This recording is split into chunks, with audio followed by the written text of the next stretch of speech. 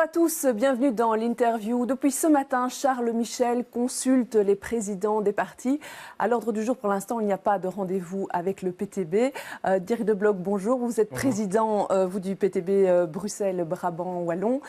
Est-ce que vous regrettez cette absence de rendez-vous? Je pense que c'est important que Michel entende tous les partis. Un parti qui, pendant les élections passées, a grandi, était un petit peu la surprise et donc représente clairement l'avis de pas mal d'électeurs. Je pense que c'est intéressant d'écouter ce que le PTB a à dire. Et donc, quand on est invité, évidemment, on est prêt à y aller et raconter ce qu'on a à dire. Pour l'instant, vous avez 2 députés à la Chambre. 2 députés. Mais donc, je pense que c'est important parce que Michel II, en fait, la NVA a quitté le gouvernement, mais fait toujours partie de la même majorité antisociale. Ils se sont retirés, mais ils ont dit, OK, si Michel II veut un soutien de la NVA, on va le conditionner à l'exécution, par exemple, de l'accord d'été. Ça veut dire couper, supprimer la possibilité d'aller en pré-pension avant 60 ans, supprimer la possibilité de créditants pour, en fait, alléger les fins de carrière. Et donc, les actions des syndicats le 14 décembre, ce vendredi, les actions des Gilets jaunes, en fait, montrent clairement qu'il y a un désaccord parmi la population pour cet agenda antisocial. Ouais. Et aussi, voilà. Vu la situation politique qui est quand même très compliquée pour l'instant, est-ce que l'opposition doit permettre au gouvernement de faire passer quand même certains textes d'ici les élections et donc de se maintenir jusque-là? Si c'est des textes qui répondent aux besoins des gens, pourquoi pas? Mais là, le PTB pourrait soutenir, comme vous avez soutenu, le pass Si par exemple, il y aura une taxe sur les millionnaires pour permettre que les accises pour les travailleurs et les consommateurs baissent, des accises qui sont en fait injustes, des taxes injustes, qui pèsent beaucoup plus dans le portefeuille d'une famille, d'un travailleur, que dans le portefeuille des 1% les plus riches en Belgique, oui, on votera pour, évidemment, une taxe des millionnaires. Mais le problème est que l'agenda de Michel II, c'est l'agenda de Michel I.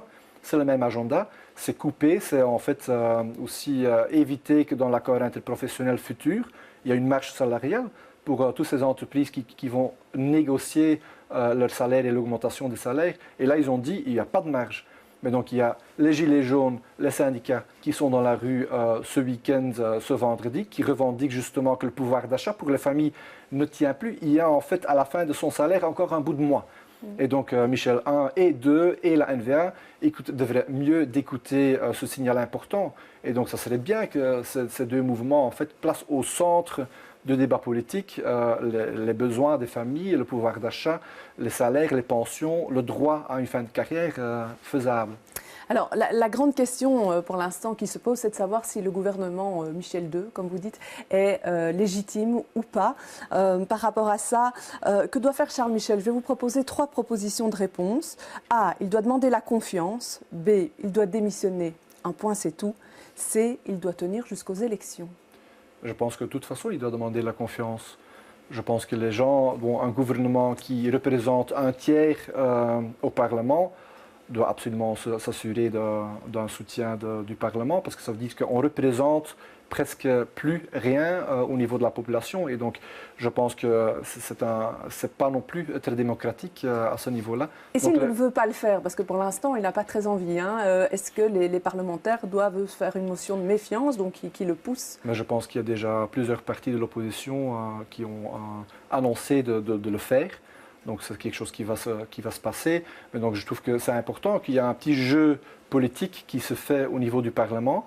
Mais donc l'essentiel, c'est que, indépendamment de ce jeu et l'issue de ce jeu, c'est les revendications que les travailleurs, que les familles, que les Belges actuellement ont besoin de résoudre. C'est-à-dire qu'ils veulent que les salaires puissent augmenter. C'est une demande aussi bien des Gilets jaunes, aussi bien des syndicats le 14 décembre. Ils sont contre, tous les deux, de continuer à travailler jusqu'à 67 ans. C'est juste impossible. À 65 ans, tous les métiers deviennent infaisables. Et donc ça, c'est l'enjeu. Sur des enjeux pareils, avec une situation politique comme celle d'aujourd'hui? Je pense que la pression vraiment de la rue doit être entendue. Donc il y a la démocratie du Parlement, mais il y a aussi la démocratie participative où les citoyens se font entendre. Et parfois, donc ça fait partie du jeu démocratique. Je pense que la pression de la rue fait changer les lignes à l'intérieur d'un gouvernement. Ce qui a été fait par exemple avec la pension à points, quand les gens disent non, on ne veut pas que les pensions baissent, on ne veut pas qu'on soit obligé de travailler plus longtemps pour recevoir moins, alors les gens se mettent en action. Et au lieu d'interdire les manifestations. Au lieu d'arrêter la moitié d'une manifestation comme avec les Gilets jaunes samedi passé, on ferait mieux d'écouter et de prendre au sérieux le signal de la population, aussi bien des syndicats que les Gilets jaunes.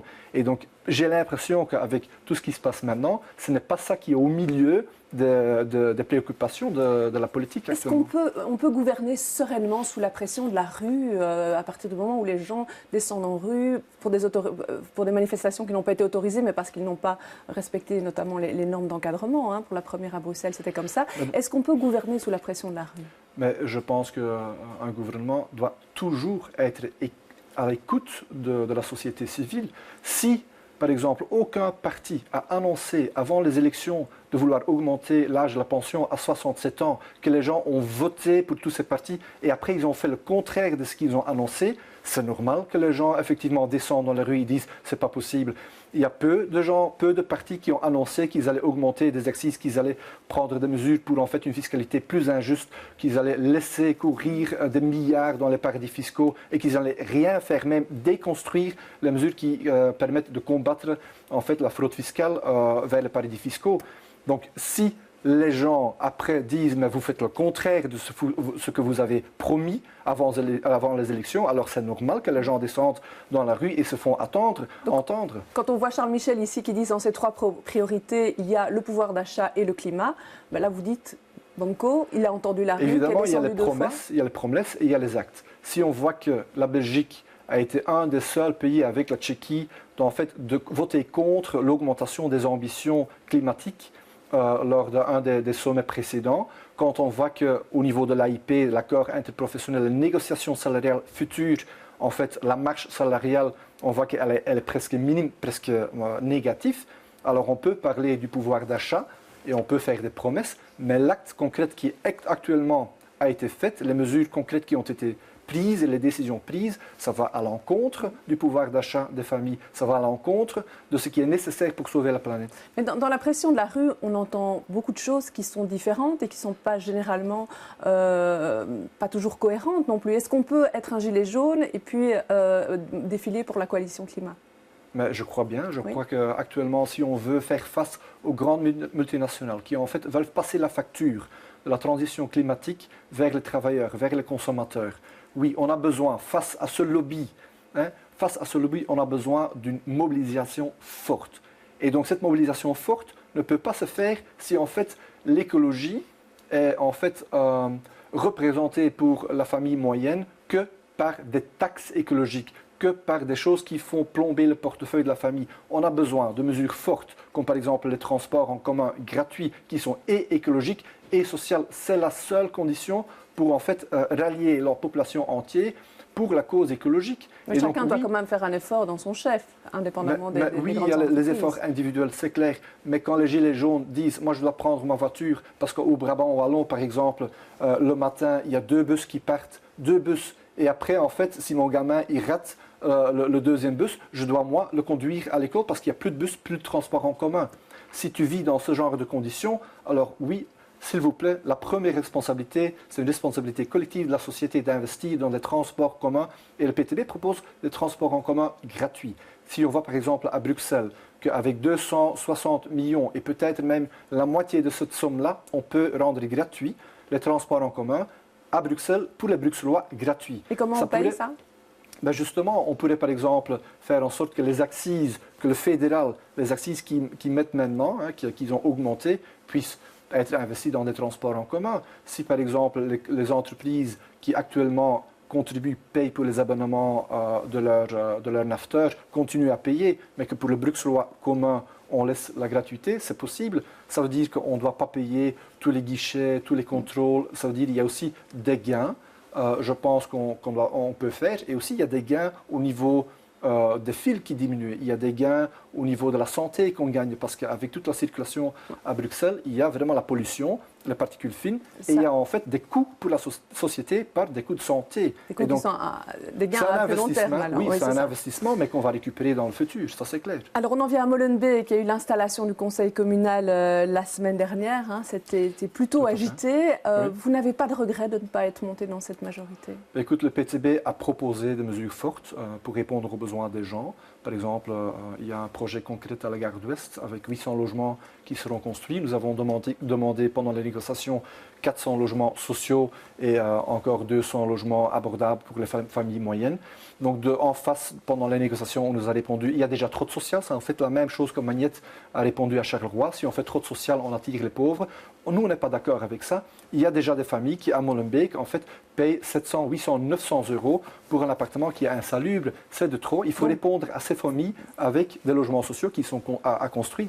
Donc votre réponse, c'est pas de regret de ne pas être monté avec le Parti socialiste? Non, c'est-à-dire qu'il n'y a pas de regret. Nous, on a reçu un mandat des électeurs de prendre un programme fort qui répond aux besoins. Et vous n'avez pas pu... Et si en face, on nous empêche cela, et que si en face, on veut juste continuer comme les politiques du passé, où pendant 6 années, on construit comme Philippe Moreau 57 logements sociaux, ce n'est pas suffisant pour les Molenbeekois. Pas du tout. Alors on va mobiliser les Molenbeekois. On sera, dans les mois à venir, en train de faire des actions, mettre la pression pour que ces 400 logements sociaux à la gare d'Ouest s'arrachent. Si ce n'est pas d'en haut à partir d'une majorité, ben qu'on les arrachera d'en bas avec la mobilisation des Molenbeekois. Ça veut dire quoi ça? Ça veut dire qu'on fait des actions, comme par exemple quand on a fait des actions pour la première école bilingue en immersion à Molenbeek, ben, ce n'est pas la majorité qui a décidé, c'est vraiment via une campagne, une pétition, des actions, qu'en fait on impose la thématique, le sujet, et on fait bouger les lignes à l'intérieur de la majorité suite à la pression. Qu'est-ce que vous retenez du premier conseil communal qui a eu lieu la semaine dernière? On a vu une bourgmestre qui est aussi présidente du conseil. Ça vous pose problème? Ça pose problème, oui.